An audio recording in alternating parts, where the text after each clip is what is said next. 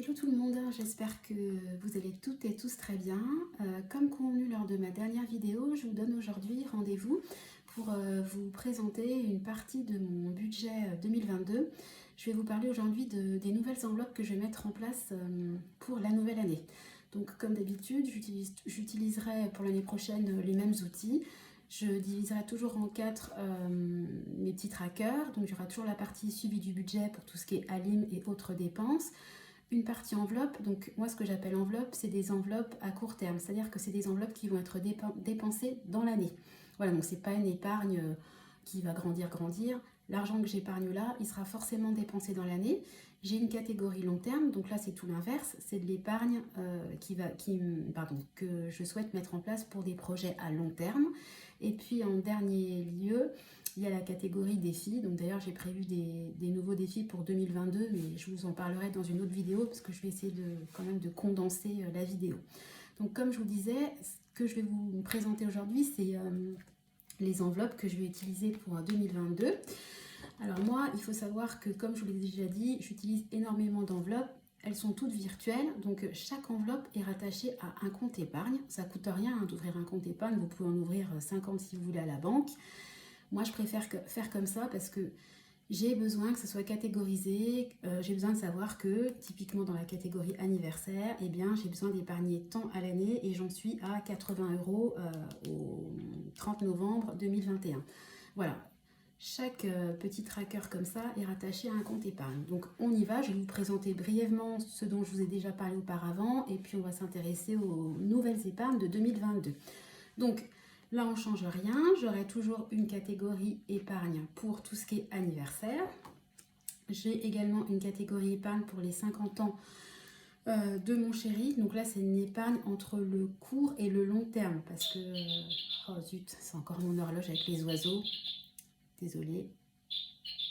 Ça y est. Donc j'ai préféré la mettre dans la catégorie enveloppe, donc là j'épargnerai tous les mois 60 €. J'ai une épargne pour Disney, où là je souhaite mettre 20 € par mois. J'ai une catégorie, un petit tracker que j'ai trouvé pour économiser 500 €. Moi je vais m'en servir pour créer un fonds pour des éventuelles réparations de voiture. C'est un début, hein. Je souhaite l'augmenter à 1000 € parce que ça monte hyper vite les frais liés aux réparations de voiture. J'ai une épargne pour les sorties en amoureux, donc là c'est quand on veut se faire un petit resto, fêter un anniversaire de mariage dans un restaurant un peu gastro, donc là je mets 40 € par mois. J'ai une épargne pour les vacances, donc là c'est pour voilà, les petites glaces, les manèges, etc. Enfin profiter en vacances, donc là je mets 100 € par mois, le but est d'avoir 1200 € le jour où on part en vacances. J'ai une épargne pour Noël, donc là c'est pareil, c'est une espèce de petit défi que j'avais trouvé sur internet, montant 500 €. Donc là c'est des montants différents par semaine. Le défi se déroule sur 12 semaines et j'ai trouvé sur comentéconomiser.fr. D'ailleurs les autres défis c'était sur quoi, le budget Chris, pardon, excusez-moi. Voilà, donc des défis que j'ai trouvés gratuitement sur internet en fouinant un petit peu. D'ailleurs merci de partager les défis gratuitement parce qu'il y a de plus en plus de personnes qui se mettent à vendre leurs trackers, leurs défis, etc. Donc je comprends tout à fait, c'est du travail, ça prend du temps, etc. Mais bon, quand on se lance dans la gestion de budget, qu'on veut améliorer son budget, on n'a pas forcément envie au départ de... Pardon, ça brille, je suis en train de me rendre compte que ça brille. On n'a pas forcément envie de dépenser de l'argent, donc je trouve ça super sympa et je remercie les gens qui acceptent de partager leur fabrication maison avec le reste du monde. Voilà, petit aparté terminé. Je me suis également créé une épargne pour Noël supplémentaire, c'est sur 10 semaines, donc je me suis dit que je mettrais 15 € par petite chaussette. Donc là, c'est trouvé sur le site Le Quotidien du Budget. Pareil, encore merci de partager son travail. Alors là, c'est une épargne, ça me servira à quoi ça? En fait, tous les 3 ans, on organise le repas de Noël, donc comme c'est des gros montants, parce qu'on reçoit beaucoup de monde, etc., entre la viande, les vins, etc., ça revient vite cher. Je me suis créé 3 petits outils que je vais dédier à ce fameux repas de Noël qui aura lieu dans 2 ans. Voilà, donc le challenge des jours fériés, où là je mettrai 10 € à chaque fois qu'il y aura un jour férié, donc pour Pâques, la fête du travail, l'Ascension, etc. Donc 120 € que je mettrai pour le repas de Noël. Le challenge des 52 semaines en douceur. Donc pareil, trouvé sur comentéconomiser.fr. Celui-là, incapable de vous dire où je l'ai trouvé. Je l'ai trouvé sur Pinterest, mais il n'y a pas de référence. Oui, d'ailleurs, je remercie les gens de partager leurs outils. C'est dommage quand les personnes ne mettent pas leurs références parce qu'on ne peut pas les citer. En les citant, ça incite les gens à aller voir leur pub, pardon, leur site internet, ce qu'ils font sur YouTube, etc. Et quand il n'y a pas le nom écrit, bah, on ne sait pas. Donc c'est dommage, je ne peux pas leur rendre justice, quoi. Voilà. Donc je reprends sur le défi des 52 semaines. Donc là, l'objectif, c'est d'économiser 340 €. Il y en a un autre qui est très connu, hein, qui a un montant beaucoup plus important.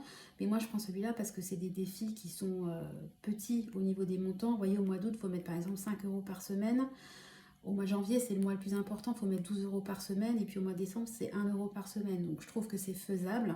Donc je suis à 120 pour les fériés, plus 340 pour le défi des 52 semaines. Pardon. Et puis j'ai un petit tracker tout simple où là, je vais mettre tout simplement 10 € par mois pendant les 2 ans. Donc j'aurai vraiment un gros montant et de quoi faire pour faire un super repas, déco, etc. pour Noël dans 2 ans. Voilà. Alors, nouveauté 2022. Là, on passe aux nouveautés. Donc, je vais remplir une épargne santé parce que nous, on est à la MSA et c'est vraiment la catastrophe pour se faire rembourser les soins. Typiquement, je suis allée 2 fois chez le médecin, 1 fois chez le pédiatre. C'était au mois d'octobre. J'attends toujours les remboursements. C'est la catastrophe. Donc, si j'ai pas d'argent de côté, voilà, vous avancez et vous attendez hyper longtemps avant d'être remboursé. Donc je préfère avoir de l'argent de côté pour ça et puis pour payer aussi tout ce qui n'est pas remboursé malheureusement à la pharmacie. Ça c'est la nouveauté. Là on repart sur quelque chose que je faisais déjà. J'épargne tous les mois 10 € pour remplacer les téléphones quand ils vont rendre l'âme. J'épargne tous les mois 20 € pour chacun de mes doudous. Voilà. J'épargne également 20 € tous les mois pour le remplacement futur d'électroménager. En ayant remplacé récemment le four et le lave-vaisselle, ben, je me dis que c'est vraiment nécessaire d'avoir ce type d'épargne. Je vais épargner également pour la rentrée des doudous. Bon, ils rentreront au CP, première année de maternelle, donc ça sera des petits montants. Je vais mettre 5 € par mois. Ça va toujours être bien pour acheter le cartable et puis les quelques fournitures qui seront nécessaires.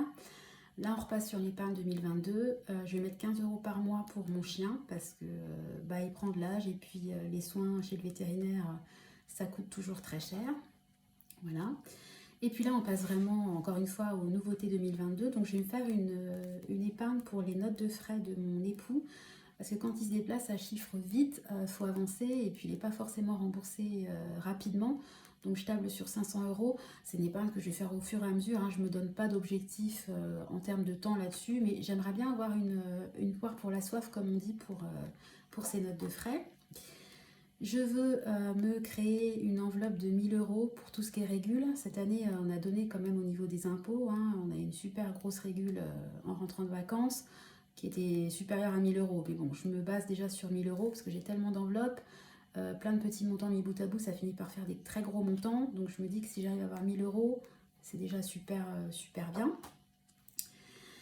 J'ai ma meilleure amie qui va fêter ses 40 ans cet été, donc ils habitent loin. Donc il va falloir qu'on loue, enfin je l'ai déjà réservé, mais on le paiera sur place, on passe par un booking. Mais enfin, on passe par une chambre d'hôte, il va falloir payer le péage, le cadeau, l'essence, etc. Ils habitent à 800 km de chez nous, donc je préfère anticiper. Pardon, donc j'ai prévu une enveloppe de 600 €. Je n'ai pas encore décidé de quel montant je vais mettre par mois, mais de toute façon, ça sera simple. Il faudra juste que je divise par les quelques mois qui me séparent de son anniversaire. Je vais faire une cagnotte pour acheter un lit de grand, entre guillemets, pour mon deuxième. Le premier, on lui avait offert un lit de grand juste avant sa rentrée en maternelle et on compte faire la même chose pour le deuxième. Donc, je me suis basée sur un budget de 300 €. Il y a des petits lits sympas chez Ikea. Après, il faut rajouter le matelas, les draps, etc. Donc, ça chiffre vite. Je me dis que 300 €, c'est correct. Donc je vais mettre 35 € par mois pour ça. Je vous ai dit dans une autre vidéo que ma soeur allait se marier prochainement. Donc je vais me créer une épargne mariage pour payer nos vêtements, mettre de l'argent dans sa cagnotte. C'est pas non plus sur place, donc il va falloir qu'on loue pareil un gîte ou une chambre d'hôte. Je pense qu'on partagera les frais avec mon autre soeur et mes parents. Mais bon, ça chiffre quand même vite. Donc je me suis mis un montant de 600 €. Voilà, à voir, hein, je vais faire au mieux. Je vais faire au mieux. Il faut que j'y arrive d'un côté. Voilà. Je me suis créé également une épargne pour des sorties en famille. Typiquement, quand on veut aller dans un parc de type Nigloland, etc., ça chiffre vite. Donc je me suis dit que j'allais me faire une petite cagnotte. Idéalement, j'aimerais avoir 300 € dedans. Mais celle-là, voilà, je la remplirai quand je peux. C'est comme pour le lit du deuxième, que je sois à 250 ou 300 €, il n'y aura pas mort d'homme. L'essentiel, c'est que je me fasse un petit peu d'épargne et puis que je puisse avancer sur ce type de projet qui, mine de rien, mis bout à bout, chiffre assez rapidement. Et je trouve que c'est bien d'anticiper ces dépenses. Encore une fois, à l'année, c'est de l'argent que j'épargne, mais qui va partir, qui partira forcément. Et puis, je me suis créé une dernière épargne. Ça y est, on arrive au bout. Il faudrait que je compte. Je ne sais pas combien j'ai d'enveloppes. C'est quand même assez conséquent. Je voudrais mettre 50 € dans une nouvelle épargne pour YouTube et puis les achats papeterie. Parce que vous voyez, je me fais beaucoup de trackers, donc mine de rien, le papier, comment ça s'appelle, le papier pour plastifieuse, il part. Les marqueurs, j'en ai qu'un, je voudrais en avoir d'autres de couleurs différentes. Voilà, donc une petite trousse si ma trousse vient lâcher, etc. Donc je voudrais me faire une petite économie papeterie. Et puis je me dis que peut-être j'organiserai dans l'avenir, quand j'aurai atteint un certain nombre d'abonnés, j'organiserai peut-être un concours YouTube et je voudrais faire un petit package de cadeaux liés à la papeterie. C'est-à-dire que je voudrais offrir des marqueurs permanents, des enveloppes à zip, parce que je sais que moi j'en utilise pas, mais beaucoup souhaitent en utiliser, et bon, ça coûte quand même. Une trousse sympa, des petits stylos qui écrivent de couleurs différentes. Enfin bon, je réfléchis à faire un petit lot que j'offrirais à quelqu'un que je tirais au sort. Donc je me dis que ça serait bien de commencer une petite cagnotte pour pouvoir dans quelques temps organiser un concours. Voilà. Écoutez, dites-moi si ça vous intéresse, si c'est quelque chose auquel vous souhaiteriez participer. Bon, en tout cas, moi je pense que vraiment cette épargne-là, je vais la mettre en place. Enfin d'ailleurs, je sais pas, je pense, c'est sûr. Donc voilà au niveau, parce qu'après on passe aux enveloppes long terme. Voilà au niveau de mes épargnes pour 2022, donc les anciennes et les nouvelles. Il ne me reste plus qu'à ouvrir les comptes épargne que j'ai pas encore ouverts pour les nouvelles épargnes. Qu'est-ce que je voulais vous dire de plus Oui, je voulais vous dire que je ferai une prochaine vidéo sur les nouveaux trackers que je vais utiliser pour l'année prochaine concernant l'épargne hebdomadaire et puis également mensuelle. Et puis des petits défis que je me suis lancés pour 2022. Donc il y en aura 3 ou 4 parce que j'ai déjà tellement d'épargne fixe qui tombent tous les mois que je ne vais pas non plus me rajouter 150 000 défis. Mais il y en a quand même 2-3 qui me tiennent à cœur. Donc là, je les ferai vraiment comme je peux, pas de pression. Quand j'aurai un peu de liquidité, je mettrai sur les défis. Mais là, vraiment pas d'urgence, je ferai ça vraiment comme je peux. Voilà, écoutez, j'ai fait le tour de mes nouvelles épargnes pour 2022. J'avoue que de faire ça, ces vidéos, et puis également imprimer, plastifier, etc., moi je trouve que c'est hyper motivant, ça me booste vraiment pour épargner. J'ai envie d'épargner avec des supports. Je vous encourage vraiment à imprimer ou à écrire, enfin, ou à pianoter sur Excel, etc., parce que le fait de se mettre dedans réellement, je trouve que ça concrétise et ça motive pour passer tout simplement à l'action. Voilà, bon écoutez, je vais m'arrêter puisqu'on est déjà à plus de 13 minutes de vidéo. J'espère que, comme d'habitude, la vidéo vous aura plu. N'hésitez pas à commenter, à me dire si vous avez envie que je fasse des vidéos sur d'autres thèmes. Il y a peut-être des thèmes auxquels je ne pense pas et que vous souhaiteriez que j'aborde. Voilà, je vous remercie d'avoir passé un petit peu de temps avec moi. Je vous fais des gros bisous et puis je vous dis à très bientôt pour une prochaine vidéo. Bye bye!